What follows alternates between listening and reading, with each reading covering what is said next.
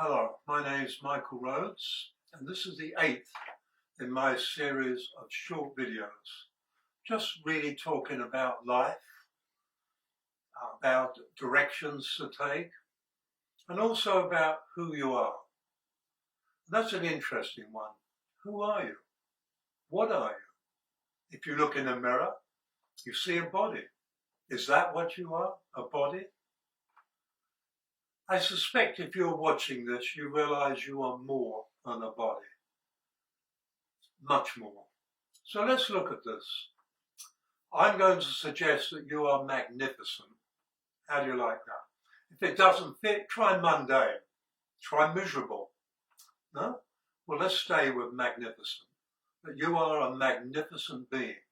And the truth is, you are far more magnificent than you realize. Because you're not that body looking back in the mirror. You're magnificent. You're also a metaphysical being. Metaphysical means more than physical, beyond the physical. People often talk of we're spiritual beings. Well, that's metaphysical.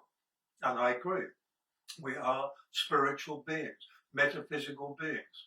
So you're magnificent and metaphysical. And if you're metaphysical, it means that you're also multidimensional being. So what does this mean, a multidimensional being?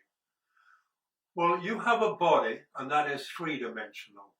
But your thoughts, your emotions, your imagination, your intuition, your insight, your feelings, can you put them in your hand? Can you show them to anybody? No, because they're not physical. They are metaphysical, exactly as you are. They are metaphysical. And if you take them away, what have you got? A body that does nothing. In fact, a body that would very much represent dementia. It's not able to do anything for itself. And so those thoughts and feelings, they are a higher dimension than three-dimensional. We'll call them fourth-dimensional. So you are a three-dimensional body with a fifth dimensional being in it. So you're a multidimensional being. You're magnificent, metaphysical, multidimensional, eternal. I don't think we need to discuss what it means. It means you are undying. It means that your body dies at the end of its period of incarnation. You might live a minute, a month, a year, or 100 years. But that body then dies. But you do not die, you continue. Because you're an eternal being. That's what it means. It means that there is no beginning and no end to who you are. And that's a serious thought. You'll want to say, but I don't understand. Of course I began. How you began is actually at this stage mostly beyond human thinking. It's not something that should concern us. We'll mention understanding after this. And so you're a magnificent, metaphysical, multidimensional, eternal being. You are a being of love and light. Now this love is the power of creation. You are a creative being. Within you is the power of creation. Like it or not, you create your life. And if you don't like your life, you'll find it's because you do not like yourself.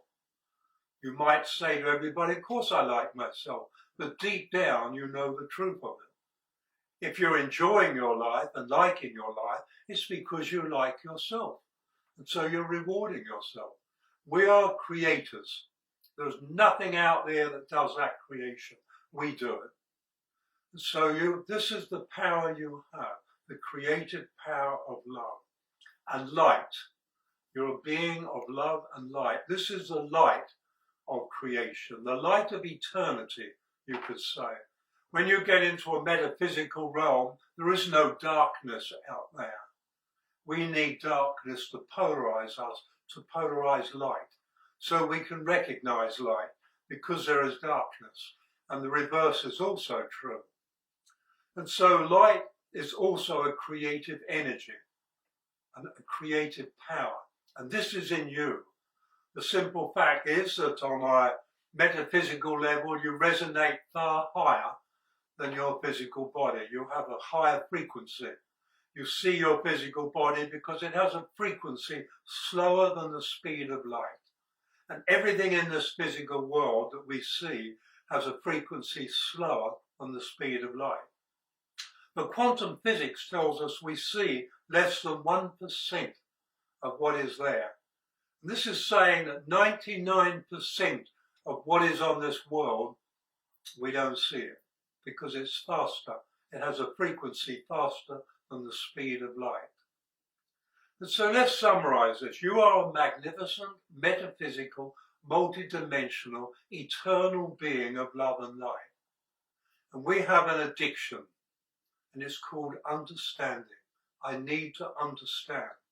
And when we do understand, we therefore, with the arrogance of the intellect, assume that what I understand must be right. More often than not, that understanding puts you in the collective belief system. And that's neither bad nor good, wrong nor right. It is as it is.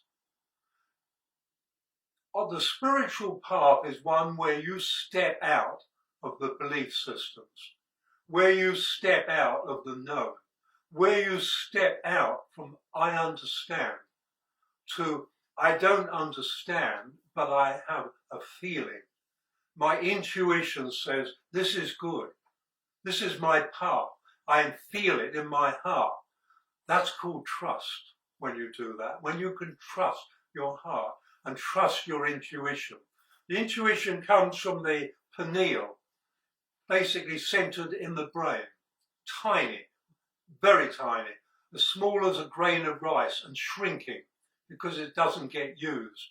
Because we become addicted to logic and reason rather than just simply trust our intuition. And logic and reason hasn't treated our planet too well. It hasn't treated our environment too well. Intuition and heart, would do a far better job. And equally with our lives, we use logic and reason far more than heart and intuition. That's the spiritual path. That's the path that you need to embrace. Because on that path of heart and intuition, there is something called love. And you are the power of love. You are the power of light. And when you turn that toward loving yourself, when you turn that toward realizing you are a magnificent, metaphysical, multidimensional, eternal being of love and light, that is something more than physical and mortal. That is something far, far greater. Metaphysically, you're 3-5 times greater than your physical body. The metaphysical body is far more complex because it has a higher frequency through which to express. We are not that lower frequency, but we've allowed ourselves to become imprisoned by it.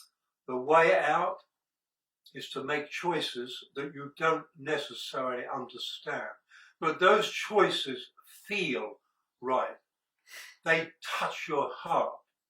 Deep down on an intuitive level, you know, the soul connection knows that this is my path, and you don't understand it. That takes courage.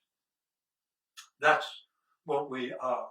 Spiritual beings on their path, conscious and aware, are courageous beings. You're one of those courageous beings.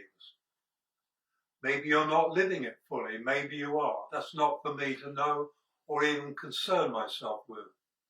But it is for you to know, and it is for you to concern yourself with. Because as I've mentioned earlier, we're at a crossroad.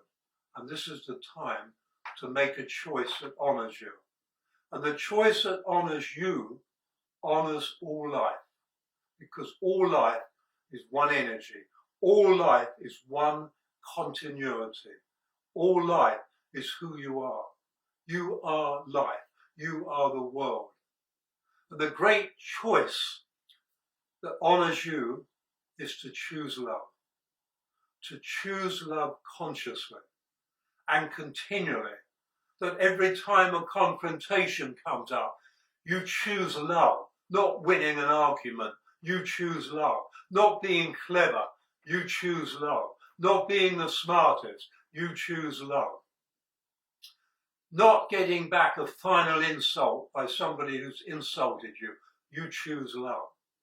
And in this way, by choosing love, you honor you. And when you honor you, you are honoring humanity.